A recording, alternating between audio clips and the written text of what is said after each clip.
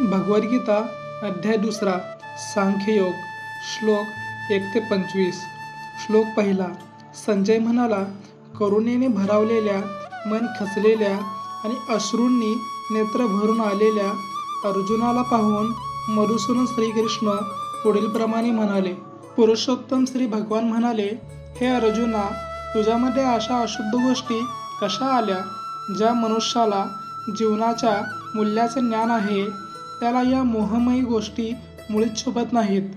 असा मोह मनुष्याला उच्चतर लोकांमध्ये नेण्यात नाही तर त्याच्या दुष्कृतीला कारणीभूत ठरतो. हे पार्थ, असा हीन नपुंसकतेची कास धरू नकोस. असे करणे तुला शोभत नाही. अंतःकरणाचे असे शूद्र दुबळेपण सोडून दे आणि हे परंतप उठ. अर्जुन म्हणाला, हे हरिसूदन, हे मधुसूदन, मला पूजनीय असणाऱ्या भीष्म आणि द्रोणांसारख्या व्यक्तीशी मी बाणांनी कसे काय युद्ध करू शकेन? महात्म्यासम असणाऱ्या माझ्या गुरुजनांना मारून जगण्यापेक्षा भिक्षा मागून जगणे अधिक श्रेयस्कर आहे. जरी त्यांना भौतिक लाभाची इच्छा असली तरी ते श्रेष्ठ आहेत. त्यांची हत्या केल्यास आपले सर्व भोग रक्तरंजित होतील. त्यांच्यावर विजय प्राप्त करणे की त्यांच्याकडून पराजित होणे, या दोहोंपैकी कोणती गोष्ट अधिक चांगली आहे हे आम्हाला कळत नाही. जर आम्ही धृतराष्ट्रपुत्रांची हत्या केली तर आम्हाला जगण्याची आवश्यकता नाही. तरी देखील युद्धभूमीमध्ये ते आमच्या समोरच उभे आहेत. माझ्या दुर्बलतेमुळे मी माझ्या कर्तव्यचरणाविषयी गोंधळून गेलो आहे आणि माझी मनशांती नष्ट झाली आहे. अशा स्थितीत माझ्यासाठी निश्चितपणे सर्वात श्रेयस्कर काय आहे यासंबंधी मी तुम्हाला विचारित आहे. मी तुमचा शिष्य आहे आणि तुम्हाला शरण आलो आहे. कृपा करून मला उपदेश करा. माझी इंद्रिये शुष्क करू पाहणाऱ्या शोकाला ज्या योगे नाहीसे करता येईल असा उपायच मला दिसत नाही. स्वर्गातील देवांसारखे सार्वभौमत्व असलेले वैभवशाली तसेच निष्कंटक राज्य प्राप्त करून सुद्धा मला या शोकाचे निराकरण करता येणार नाही. संजय म्हणाला, याप्रमाणे बोलून झाल्यावर परंतप अर्जुन श्रीकृष्णाला, हे गोविंद, मी युद्ध करणार नाही असे म्हणून स्तब्ध झाला. हे भरतवंशजा, त्यावेळी दोन्ही सैन्यांच्या मधोबर उभे राहून हास्य करणारे श्रीकृष्ण खिन्न झालेल्या अर्जुनाला याप्रमाणे म्हणाले. पुरुषोत्तम श्री भगवान म्हणाले, पंडिताप्रमाणे बोलताना तू जे शोक करण्यायोग्य नाही त्याविषयी शोक करीत आहेस. ज्ञानीजन जीवितांविषयी तसेच मृतांविषयी शोक करत नाहीत. ज्या काळी मी, तू आणि हे सर्व राजे अस्तित्वात नव्हते असा काळ कधीही नव्हता आणि भविष्यकाळात आपण अस्तित्वविहीन होणार असेही नाही.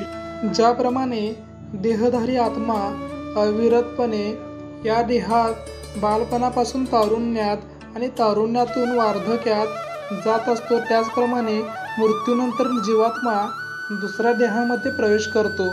अशा स्थित्यंतरामुळे धीर मनुष्य गोंधळून जात नाही. हे कोणत्या तात्पुरतं उत्पन्न होणारी आणि कालांतराने विनाश पावणारी जी सुखदुःखे आहेत ती हिवाळा आणि उन्हाळा यांच्या येण्या जाण्याप्रमाणे आहेत. हे भरतवंशजा, ती सुखदुःखे इंद्रियानं होणाऱ्या जाणीवेपासून निर्माण होतात आणि मनुष्याने ती शुद्ध न होता सहन करण्यास शिकले पाहिजे.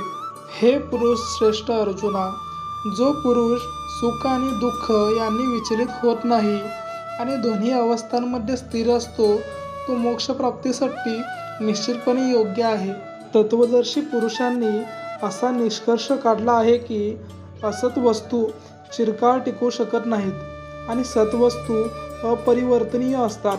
या दोन्हींच्या स्वरूपांचा अभ्यास करून तत्वदर्शी पुरुषांनी असा निष्कर्ष काढला आहे. जे संपूर्ण शरीराला व्यापून आहे ते अविनाशी आहे असे तू जाण.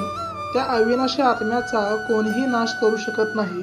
अविनाशी, अमर्याद आणि शाश्वत जीवात्म्याच्या शरीराचा निश्चितपणे अंत होणार आहे. म्हणून हे भरतवंशजा, तू युद्ध कर. जीवात्मा मारणारा आहे किंवा मारला जातो असे मानणारा मनुष्य अज्ञानात असतो, कारण जीवात्मा मारित नाही किंवा मारलाही जात नाही. कोणत्याही काळी आत्म्यासाठी जन्मही नाही आणि मृत्यूही नाही. त्याचा जन्म झाला होता असेही नाही, त्याचा जन्म होतो असेही नाही आणि त्याचा जन्म होणार आहे असेही नाही.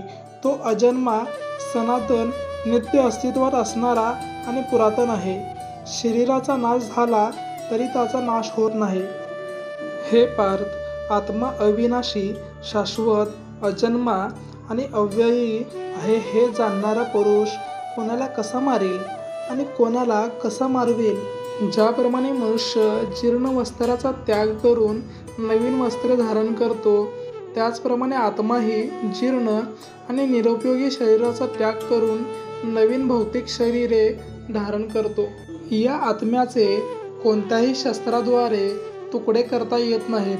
अग्नीद्वारे त्याला जाळता येत नाही, पाण्याद्वारे त्याला भिजवता येत नाही, तसेच वाऱ्याने त्याला सुकविताही येत नाही. हा आत्मा अविद्राव्य तथा न तुटणारा आहे आणि त्याला सुकविणे किंवा जाळणेही शक्य नाही. हा नित्य, सर्वव्यापी, अपरिवर्तनीय, निश्चल आणि शाश्वत आहे. हा आत्मा अदृश्य, कल्पनातीत आणि अपरिवर्तनीय आहे असे म्हटले जाते. हे वास्तव जाणून तू शरीराविषयी शोक करू नकोस.